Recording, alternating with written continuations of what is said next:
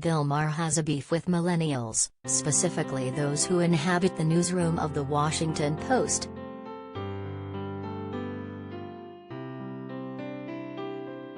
Reviewing the recent Twitter war between WAPO reporter Felicia Sonmez and the other members of that newsroom, a flame battle that eventually saw Sonmez fired and another reporter put on a month's leave without pay, Maher said the joke tweet that instigated it was something that has been going on for eons.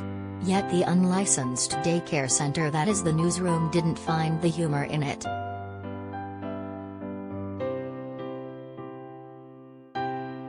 Can you imagine a world that allows jokes you don't like?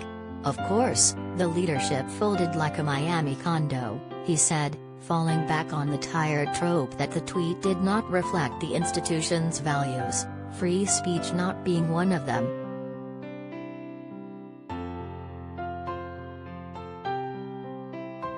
Related story.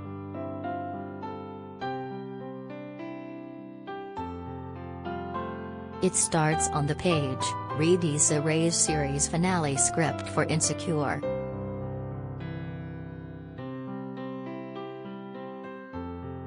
Maher then broadened the WAPO conflict into a larger takedown of the generation that now is coming into its own in the workplace as baby boomers retire.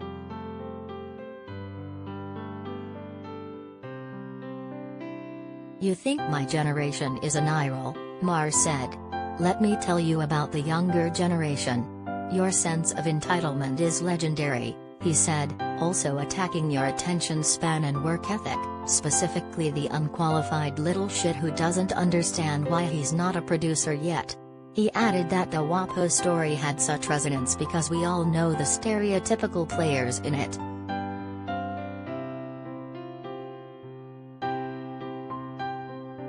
"Millennials complain that they haven't taken over yet," Maher said. "But that's because the boomers are reluctant to turn the world over to them for incidents like the WAPO wars."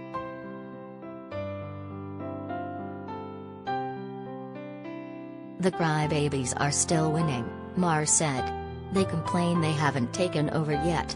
The fact that the Post's response was to punish one of their best reporters shows the kindergarten is still in charge."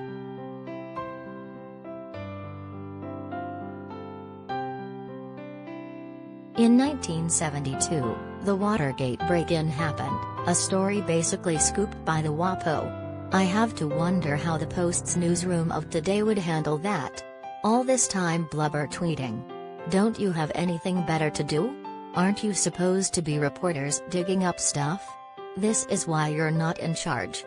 If someone named Deep Throat called today and wanted to meet, this crew of emotional hemophiliacs would have an anxiety attack and report to HR they didn't feel safe.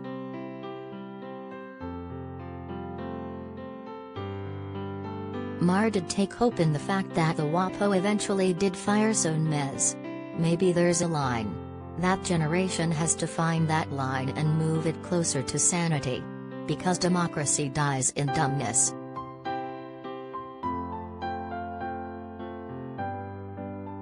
Earlier, Maher's guest was Emmy-winning writer Danny Strong, producer of the Hulu limited Say a Stop Sick, about the opioid epidemic.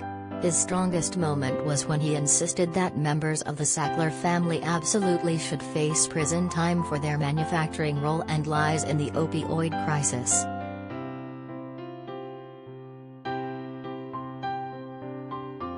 The panel discussion was dominated by podcaster Crystal Ball, a far leftist who would hardly let Maher or guest author and James Kirchick talk.